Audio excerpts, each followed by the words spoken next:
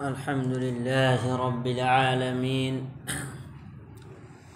والعاقبة للمتقين والصلاة والسلام على سيد الأنبياء والمرسلين وعلى آله وأصحابه وأتباعه وأزواجه وذرياته وعلماء أمته أجمعين. أما بعد، فقد قال الله تبارك وتعالى في كلامه المجيد والفرقان الحميد: أعوذ بالله من الشيطان الرجيم. بسم الله الرحمن الرحيم. ولا تقولوا لمن يقتل في سبيل الله أموات بل أحياء ولكن لا تشعرون. قال رسول الله صلى الله عليه وسلم: أفضل الصيام بعد شهر رمضان شهر الله المحرم. رواه أبو داود، أو قال كما صلى الله عليه وسلم. محترم اور معزز سامعین کرام، پیارے بھائیوں، دوستو، جیسا کہ آپ حضرات کو معلوم ہے، گزشتہ جمعہ کو بھی بتلایا گیا تھا کہ اسلامی سال نو کا آغاز محرم الحرام کے مہینے سے ہوتا ہے۔ محرم الحرام کے بہت سارے فضائل کتابوں میں لکھے ہوئے ہیں۔ ایک تو یہ کہ یہ مہینہ اشہر حرم میں سے ہے۔ اشہر حرم کے متعلق جو باتیں ہیں وہ پہلے بتلا چکا ہوں، اس سے اس کو دہرانا مناسب نہیں سمجھتا۔ محرم الحرام کے متعلق دوسری بات یہ ہے کہ اس میں 10 محرم الحرام بھی آتی ہے، جس کو یوم عاشوراء کہا جاتا ہے۔ یہ وہ دن ہے جس کے متعلق الگ سے فضائل مذکور ہے۔ تقریباً اتوار کو ہے یوم عاشوراء، تو زیادہ تر باتیں اسے پر کرتے ہیں۔ نبی کریم صلی اللہ علیہ وسلم کا ارشاد ہے، فرماتے ہیں کہ رمضان المبارک کے روزوں کے بعد سب سے زیادہ فضیلت والے روزے محرم کے ہیں، جو اللہ کا مہینہ ہے۔ محرم الحرام کے متعلق ایک تو بتلایا کہ یہ اللہ کا مہینہ ہے، اور اس میں 10 محرم الحرام کہ وہ روزہ رمضان المبارک کے روزوں کے بعد سب سے زیادہ ثواب اور فضیلت کا حامل ہے۔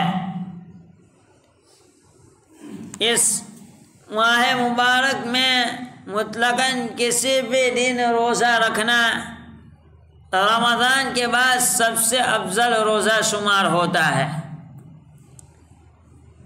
نیز 9 اور 10 یا 10 اور 11 محرم کا روزہ رکھنا یہ اور بھی زیادہ فضیلت کی چیز ہے۔ حدیث شریف میں ہے، صحیح مسلم میں روایت موجود ہے کہ رمضان المبارک کے مہینوں کے بعد سب سے افضل اللہ کے نزدیک محرم کے روزے ہیں۔ یہاں تک ہے، صحیح مسلم میں ایک اور روایت میں ہے کہ قریش زمانے جاہلیت میں بھی عاشوراء کا روزہ رکھتے تھے۔ حضرت عائشہ رضی اللہ تعالی عنہا فرماتی ہیں کہ زمانے جاہلیت میں قریش روزہ رکھتے تھے اور جناب رسول اللہ صلی اللہ علیہ وسلم بھی روزہ رکھتے تھے۔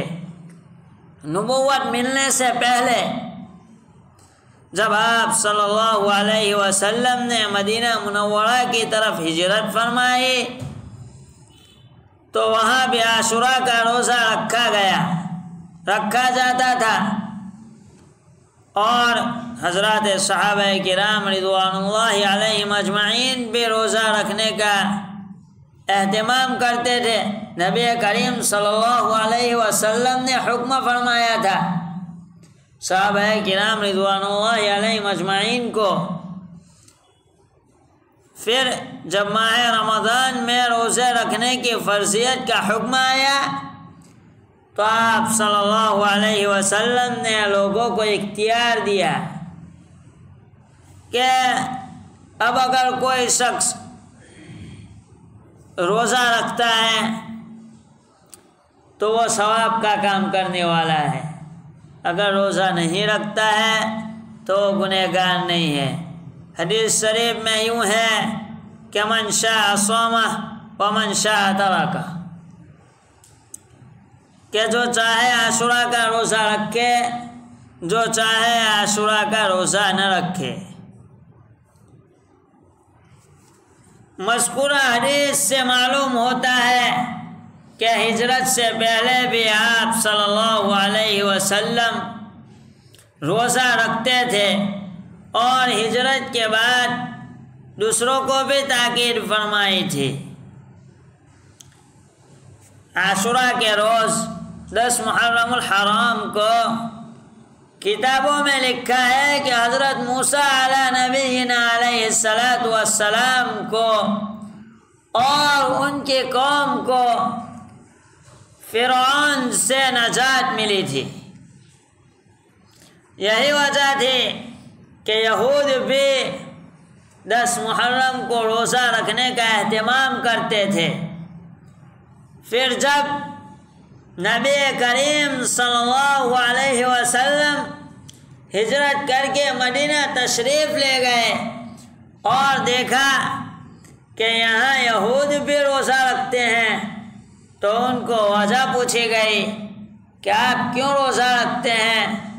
تو یہودیوں نے جواب دیا کہ ہم اس لیے روزہ رکھتے ہیں کہ اس دن اللہ تبارک و تعالی نے حضرت موسیٰ علیہ السلام اور ان کی قوم کو فرعون اور اس کی قوم سے نجات دلائی تھی،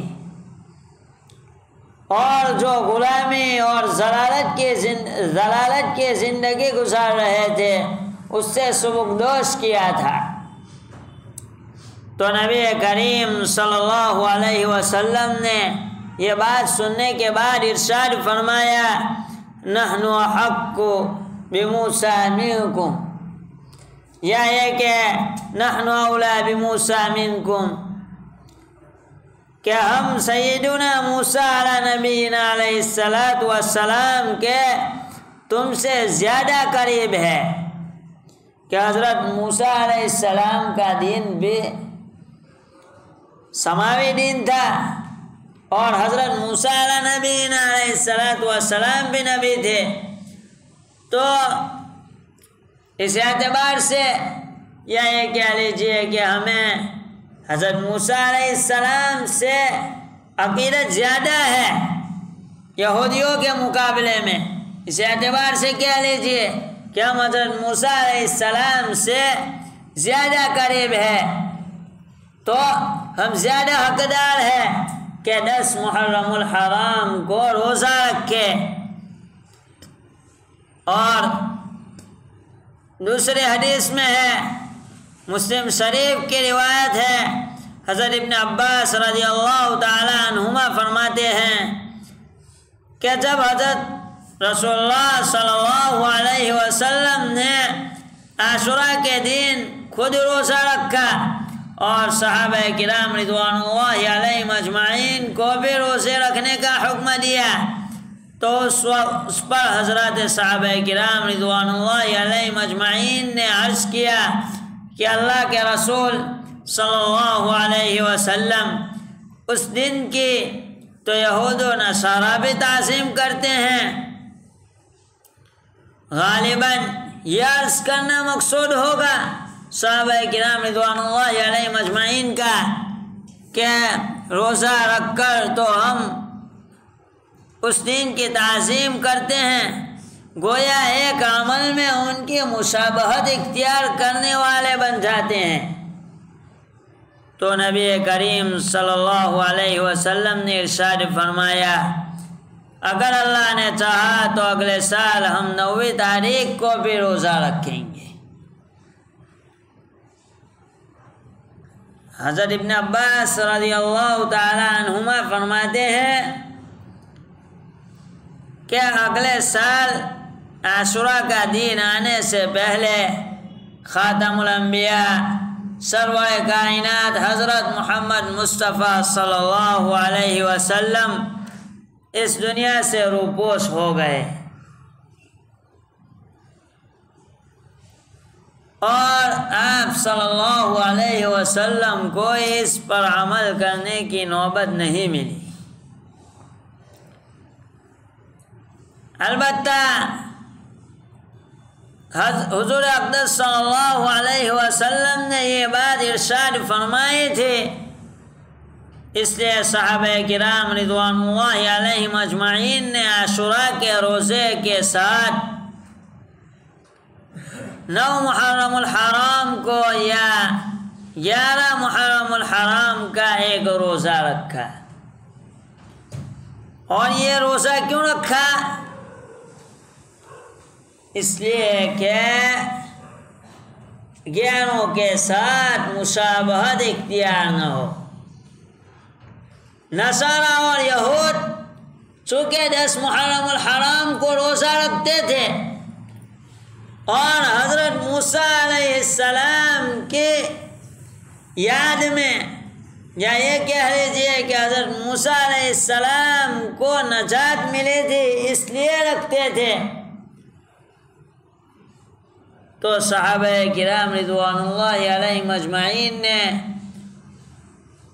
حتیٰ کہ نبی کریم صلی اللہ علیہ وسلم نے یہ گوارا نہیں کیا کہ ہم عبادت میں بھی یہود و نصارہ کی مشابہت اختیار کریں۔ یہ غور فرمانے کی بات ہے، سوچنے کی بات ہے نہیں؟ یہاں سے موضوع ہو سکتا ہے کہ بدل جاوے، لیکن چونکہ ایک بات تو کہنے سے ہمیں روک دیا گیا ہے تو اس دن کہنی چاہیے، لیکن دوسری بات کہہ دیتے ہیں کہ جب نبی کریم صلی اللہ علیہ وسلم عبادت میں بھی غیروں کے طریقے کو اختیار کرنے کے لیے یا ان سے مشابہت اختیار کرنے کے لیے تیار نہیں، تو ہم عاشق رسول کا دعویٰ کرنے کے بعد، ہم عشق رسول کا دعویٰ کرنے کے بعد کیسے ہماری زندگی میں آئے دن بلکہ ہر دن غیروں کا طرز اختیار کرتے ہیں اور ان کے ساتھ مشابہت اختیار کرنے والے بن گئے۔ بہت سوچنے کی بات ہے، ایسا موضوع ہے کہ اثر ہو جاوے، طول دینے پڑاوے تو شادی بیاہ ہماری ہو تو غیروں کے ساتھ مشابہت اختیار کرنے والے بنتے ہیں، اس سے پہلے جو رسمیں چلتی ہیں، اس کے بعد جو رسمیں چلتی ہیں، حالانکہ شریعت میں تو اس کی کوئی گنجائش نہیں ہے۔ حدیث شریف میں تو کیا ہے کہ جتنا خرچہ کم ہو اتنی برکت والی ہے، اس شادی میں اتنی زیادہ برکت ہے جتنا خرچہ کم ہے۔ حالانکہ ہم نے تو اب یہ طریقہ اختیار کر لیا ہے کہ پہلے ہم لڑکی کے دین کو نہیں دیکھتے ہیں، ہم لڑکی کیسی خوبصورت ہے یا بدصورت ہے یہ دیکھتے ہیں، لڑکی مالدار ہے یا غریب ہے یہ دیکھتے ہیں، لڑکی کا نسب نامہ کیسا ہے ہم تو یہ دیکھتے ہیں۔ حالانکہ یہ طریقے تو مجوس کے، یہودیوں کے، نصارہ کے تھے، اور نبی کریم صلی اللہ علیہ وسلم نے ہمیں جو اختیار کرنے کو کہا تھا وہ تو یہ تھا کہ دینداری کی بنیاد پر ہمارا رشتہ ہو۔ شریعت یہ نہیں کہتی ہے کہ بدصورت لڑکی لے آؤ، یہ ایسا کہنا مقصود نہیں ہے، لیکن ہم پہلے دین کو ترجیح دیں، اس کے بعد دوسری چیزیں ہیں۔ شادی کا موقع ہو گیا کہ ہم یہود و نصارہ کو جو مشابہت اختیار نہیں کرنی چاہیے تھی وہ کرنے لگے ہیں۔ ذرا ہم اپنی نوجوان لڑکیوں کو دیکھیں، دیپوں میں سب جاتے ہیں، بازار میں سب گھومتے ہیں، بے حیائی اور عریانی، یہ تو یہودیوں کا طریقہ ہے۔ شریعت تو پردے کا پابند بناتی ہے، اسی لیے آج بھی یوروپ میں جاؤ، باپ کون ہے پتہ نہیں ہے، آدھار کارڈ وہاں کا جو ہوتا ہے اس میں ماں کا نام لکھا جاتا ہے، بہت سو کو تو ماں کا بھی معلوم نہیں ہے۔ اب تو ٹیکنالوجی نے ترقی کی ہے، سائنس نے ترقی کی ہے، ہو سکتا ہے اگلا زمانہ ایسا آئے کہ باپ تو باپ ماں کا بھی پتہ نہ ہو، ہے نہیں؟ ہمیں اس سے غرض نہیں ہے، ہم یہ کہنا چاہتے ہیں کہ ہم آج اپنے اولاد کی تربیت ایسے کر رہے ہیں جیسے یہود اپنے اولاد کی تربیت کرتے ہیں، کہ ان میں چاہے بھی حیائی آئے، عریانی آئے، بس دکھاوے کے طور پر خوبصورتی ہونی چاہیے۔ حتیٰ کہ ایجوکیشن کی بات آئے وہاں بھی ہم ان کی مشابہت اختیار کرتے ہیں، اور بجائے اس کے کہ ہم دین کو ترجیح دیں، دنیا کو اور عصری فنون کو ترجیح دینے والے بن گئے ہیں۔ کہ اگر میرا بچہ 8ویں یا 9ویں کلاس میں پڑھتا ہے، چاہے اس کا قرآن مکمل ہوا ہو یا نہ ہوا ہو، چاہے اس کا مدرسے کا وقت صحت ہوتا ہو نہ ہوتا ہو، میرا بچہ اسکول میں ٹیوشن ضرور جانا چاہیے، اس کے لیے پیسے بھی خرچ کریں گے، اس کے لیے اس کو سائیکل بھی لا دیں گے، ہم اس کے مخالف نہیں ہیں۔ عصری فنون، ہم انجینئروں کے، ڈاکٹروں کے اور جو دوسری ڈگریاں ہیں ہم اس کے مخالف نہیں ہیں، ہم یہ کہنا چاہتے ہیں کہ ہم دوسری قوموں کو دیکھ کر ہم اپنے بچوں کو ان کی ریس میں نہ لگائیں۔ ہم پہلے دیکھیں کہ میرا بچہ جو آج تک مدرسے میں جا رہا تھا اس کا حال کیا ہے، اس نے قرآن مکمل کیا ہے یا نہیں کیا ہے۔ جو طلب العلم فریضۃ علی کل مسلم کے دائرے میں علم دین کو سیکھنا فرض ہے، اتنا علم اس نے حاصل کیا ہے یا نہیں ہے، ہم یہ نہیں سوچتے ہیں۔ ضرورت اس بات کی ہے کہ دوسری قوموں کے ساتھ مشابہت اختیار نہ کی جاوے، پہلے دین کو ترجیح دی جاوے۔ نبی کریم صلی اللہ علیہ وسلم نے تو روزہ رکھنے کے متعلق بھی مشابہت اختیار کرنے کو برداشت نہیں کیا ہے۔ بہرحال ایک بات تو یہ ہے کہ 10 محرم کے روزے کی فضیلت آئی ہوئی ہے، اگر ہم رکھ سکتے ہیں تو 9ویں یا 11ویں محرم کے ساتھ ملا کر 10ویں محرم کا روزہ رکھنا چاہیے۔ اور دوسری بات اسی بات سے نکل کر آتی ہے کہ غیروں کی مشابہت اختیار نہیں کرنی چاہیے۔ اور جو تیسری بات عرض کرنی تھی، چونکہ وقت ہو چکا ہے، آئندہ کریں گے شہادت کے متعلق۔ اللہ تبارک و تعالی ہم سب کو نبی کریم صلی اللہ علیہ وسلم کے طریقوں کے اوپر چلنے کی توفیق عطا فرماوے۔ وآخر دعوانا ان الحمد للہ رب العالمین۔